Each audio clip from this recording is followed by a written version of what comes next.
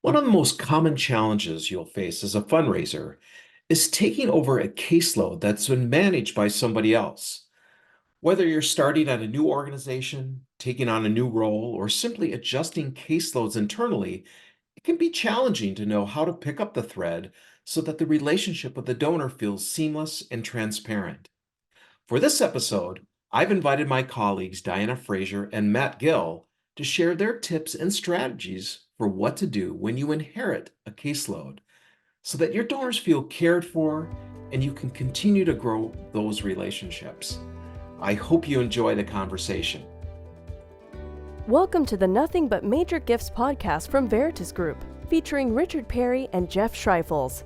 Twice a month, we bring you the latest and best thinking about major gift fundraising, so you can develop authentic relationships with your major donors.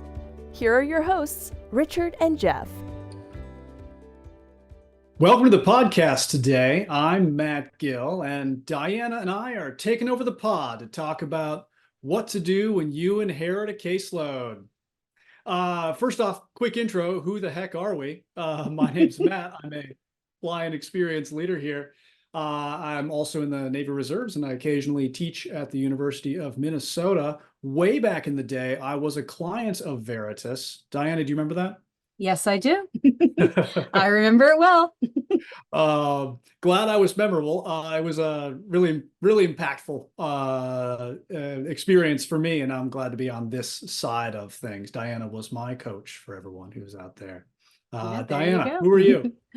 Who am I? I am Diana Frazier, also on the Veritas team, been a client experience leader for quite some time, and I get the title of senior, so you can do the math if you figure that out. Live in Philadelphia. I am a runner. I love my dog, and I love reading. And I love working with fundraisers all across the United States and Canada. So let's just jump in. Let's take over. Go ahead, Matt. Let's do it. Happy to be here with you. So what we're talking about today, we're talking about inheriting a caseload and what to do. So now there's lots of ways that you could end up inheriting a caseload, either, a part of a caseload or a full caseload. So I think what we should probably start this conversation off with, discussing some of the scenarios and what you might need to keep in mind if one of those scenarios applies to you. True, Matt. Like there are two, if you think about it, there's two basic scenarios.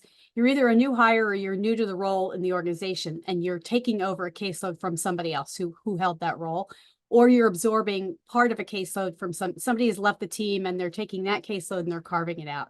So those are kind of two different roles or scenarios that might happen with you do it. There are definitely some considerations. If there is overlap with the other fundraiser, take time to capture as much as you possibly can in the CRM. Now, there are a couple reasons people don't want to do it. They think they don't have the time. They don't think it's that important. Could be they didn't keep good records themselves, either wherever they scribbled things away and they're having a hard time, recompiling it. But this is a really critical thing. And if you're a leader on listening to this podcast, part of your role of the exit of somebody leaving your team is to carve out time on the calendar where they're going to sit and do that. They don't have to do it alone. They could do it with somebody there. I've been in a situation where the person told me stuff and I scribbled furiously and recorded. The point being is it's so important. And I know this firsthand because I walked into this situation in a university. I walked in the door. Not only were there no notes, I kid you not, there wasn't even a pencil in the pencil drawer. There was nothing, not one thing for me.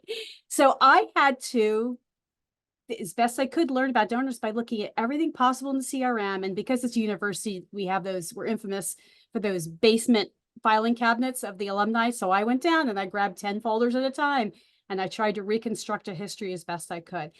It was painful and it made my process getting to know donors a lot longer than it needed to be.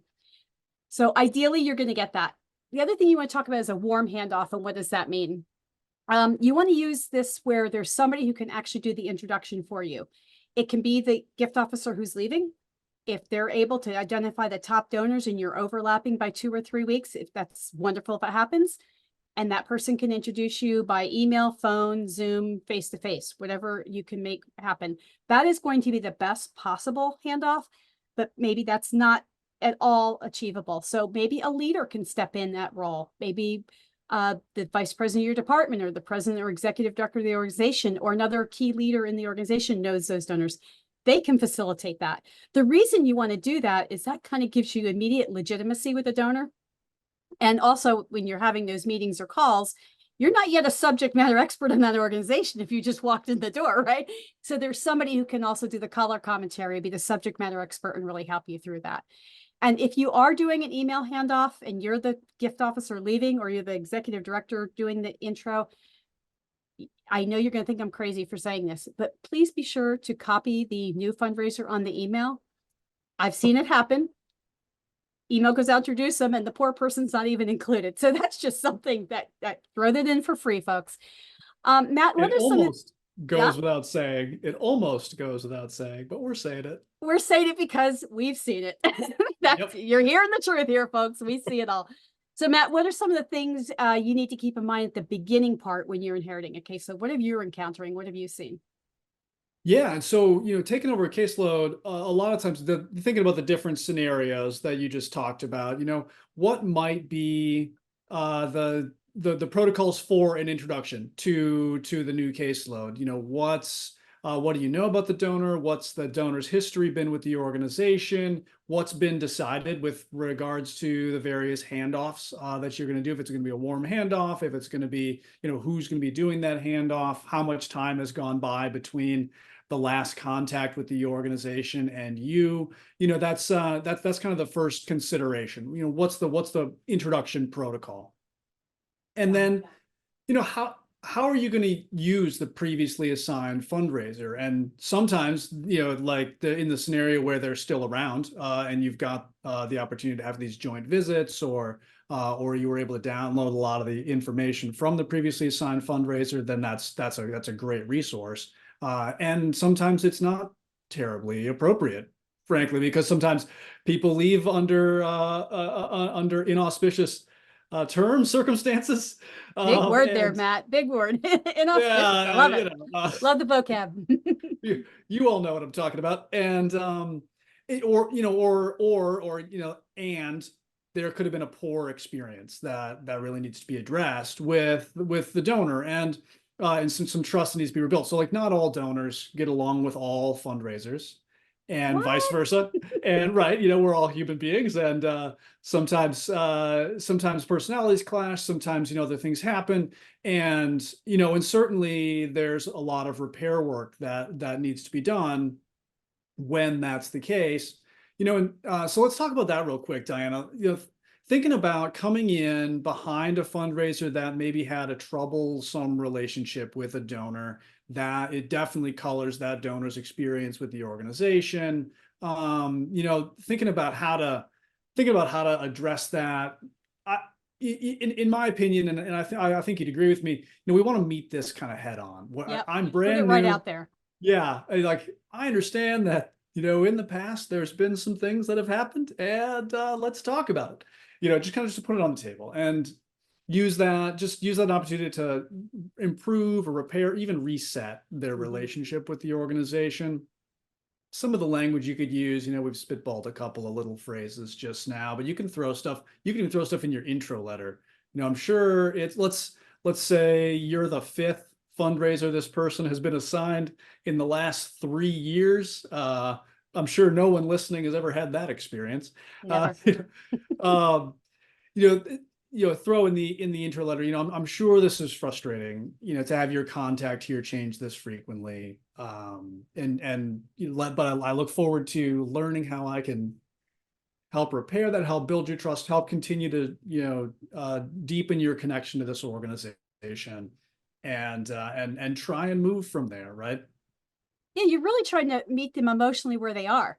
There's no point in pretending that they're not frustrated. Right. So name it, meet them, and move forward to be positive.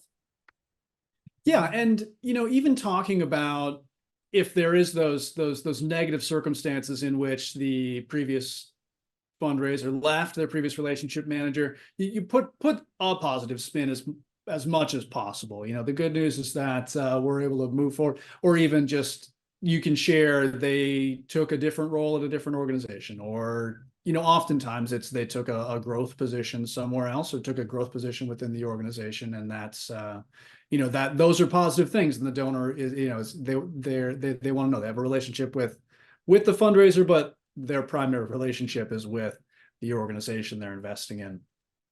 And also, it can be tempting to, when you're trying to put a positive spin, or you're coming in and you're really excited about your new job, and they're frustrated because you're their 5th fundraiser in 3 years, to say, well, I'm here now, don't worry, I'll be here for the foreseeable future. And let's be honest about what the foreseeable future actually means. Like, you can't promise something that you don't make promises you can't keep there. Yeah, absolutely. Moving into kind of other procedures for taking them, like, what was, thinking about the caseload, you're coming in, we would want to have this gut check on that caseload. Who's relationally qualified, who, no kidding, has had two-way communication and is interested in that kind of a thing with the organization. And as you'd want to assess that for yourself as an incoming fundraiser, that's your first, you want to just verify, in that first introduction process cycle, are these qualified donors in this qualified caseload? Are they actually qualified or not? Matt, that's an incredibly important point, and I can give you an example right out of my own history as a gift officer. I had a donor that was assigned to me and had been assigned to a previous person, and had given a substantial gift, but it had been a while.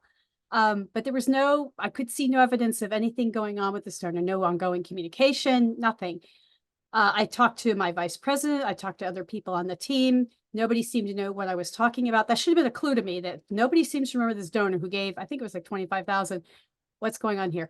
I happened to bring it up with the chair of what we called our annual fund. And she goes, "Oh, Diana, they're not a donor really to the university. They gave because of my husband. It's one of those things, you give to my charity and I'll give to your charity." Thank you. After spending hours trying to solve this and calling, writing a letter and calling and leaving messages, and the person's probably thinking, she's wild, she doesn't understand. But it's that kind of thing. That's exactly what I mean. You could be chasing something that is ephemeral because you didn't do the gut check. So, real life story, telling you like it is. Love that. I'm thinking about you telling your story there, it reminds me of a client I had who, and this is relatively common, I think, they booked pledges. They often asked on a 5-year cycle with reunions, and they booked pledges, and they would book it in the year the pledge was made. And then it looked like in their data that the donor hadn't given for like 4 years before it was time for them to reunion and then pledge again. And that can impact, that kind of data can impact how you approach a caseload. Like, oh shoot, this guy, he hasn't done anything for like 4 years. Do I even introduce myself to him? And that's just like, it's kind of a nuance that that as a leader would probably have to pass down to a new fundraiser. As a fundraiser, you'd want to notice and try, and it'd be something to keep in mind as you're inheriting your caseload. Yep, exactly. Speaking of leaders, Diana, yes. you're hiring your new fundraisers, and you want to set them up for success. You desperately need them to be successful, right? So let's talk about some ways you can set up your fundraiser for success as they're coming in on day one. So I think looking at giving a caseload to your new fundraiser, really be realistic be open and honest and realistic with the fundraiser, with the situation they're coming into. What's the caseload been doing? Are the donors qualified or not? Who's active, who's not active? Are these people we're hoping this new fundraiser will re-engage? Right. Or is the fundraiser expected to go and find some donors or find some sort of prospects to bring into their caseload? No. No, right, no. You don't want that. But be realistic and honest, and make sure those expectations, especially in year one, are grounded in reality. Yeah. And I'm sure we've never seen this scenario before where a fundraiser leaves their caseload, sits for a little while, and maybe that tier A, those top 10% of donors get picked out of that caseload and farmed out to other fundraisers, A, because they can't be left alone for as long as it takes to hire a new person, and B, because they're great donors and we all want to have great donors in our caseload. So, back to that realistic comment before, is the caseload as robust as it was when it was left from the old fundraiser? And in giving that caseload to the new person, are they being set up for success? Right. Just one last thing to think about as a leader, if the fundraiser is new to fundraising, we see this a lot. People coming from sales, people coming from marketing, people coming in from the corporate world, from other places. I think even people coming in guns a-blazing, just raring to go, both the leader and the funders need to be patient with how long it's gonna take to get to know donors, to move that relationship forward, and to come to a place of trust with the caseload. As leaders, you want to make sure they get solid training if they're new to fundraising. There's Gift Academy, of course, is a great resource. There are others. And don't always assume that the transferable skills or experience are always going to work, or they're always going to relate, or always going to be. There's lots to learn that's specific to fundraising, and be honest about that and be patient as you learn those. Make sure new to fundraising folks, they may not know what they don't know. Leaders, slow down, explain things, and then focus on there's the process part, and then how that relates to the money expectations part of the role. Anything to add there, Diana? Other than just to restate, if somebody's skills, while they might be transferable, they're not exact, and you really want to pay attention to that and make sure that the new fundraiser understands fundraising and the way you go about that. Love it. Thank you. So let's talk, I guess, maybe some tips, some best practices you've seen, Diana, when a fundraiser inherits a caseload. Well, a lot of it's in that communication when you're getting started with them. I will say there's a tendency to default to email when you're taking over. I think we get in our head, oh, that's going to be fast. That's going to be efficient. And one thing you'll hear Veritas say all the time, we're not asking you to be efficient. We're asking you to be effective. And effective isn't fast necessarily. It gets faster over time. So think about your first interaction. We actually, if you're doing a letter, which we think you should start with, because a letter is something people tend to hold on to when we get less personal mail, but customize that letter and hand address it and do those things that you would do just like if you were starting a qualification process. Make some reference within there. I just worked with someone today. She is a new to fundraising, new fundraiser, taking over a caseload that was left fallow, if you will, for 9 months. She's taking the time to mention the other person's name within the letter, so that the donor's saying, oh yeah, they haven't forgotten me, or they're not stupid. They didn't forget somebody reached out to me before. Taking that extra time, and yes, it will take more time to craft those letters, is highly effective. Now, the exception is if the donor has clearly said in the record they want email, not letters, then obviously you go to email. And you want to customize it. As I said, customize it just like you were at the beginning. The other thing that's happening there is it shows the donor that the organization knows who they are, even if there's been some transition in their point of contact. And that's a critical piece. Donors don't want to feel like they've been forgotten, nor should we forget donors because there's a transition. And I would say do these in groups. Do not walk in day one and suddenly whip out 150 intro letters and wing them across the United States. How do you do that follow-up? So do it just like if you were starting from scratch with a new portfolio. Do them in rolling batches, because whatever letters you send out, you need to be following up to set up phone or Zoom or face-to-face meetings to try to get that engagement. So if you send out 150 letters on one day, you're not going to be able to do the follow-up for all 150 people the next week, and those will kind of grow stagnant while you're doing that. So just again, be effective. We're wanting you to be effective, not efficient. The other is take this opportunity to reuse a survey or questionnaire tool, even if the donors had it in the past. Maybe it was sent to them and never replied. You can use all of that in your note, in your cover note with it. And you can say something like, I know you've filled this out before for Matt a few years back, and I can see that, but maybe your interest or your communication preferences have changed. So I'm giving this to you now. And that answers the why now. Why are you asking me to do that? The other thing is the pressure around solicitation. And there's two parts of this. One is the fundraisers angst that we sometimes bring to it. And we feel like we can't ask because we haven't met the person yet.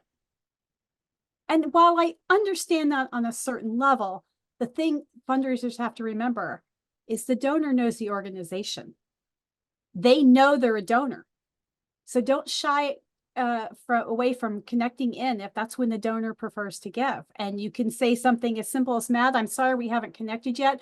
I did see that you typically give in the spring, and I wanted to make sure I engaged with you or reached out to you, or whatever language you want to use to give you that opportunity to give now. Use this as a way to show the donor that the organization knows them and their giving preferences. So again, it's about building that trust that no matter who the gift officer is, it's the organization that the donor's ultimately connecting with.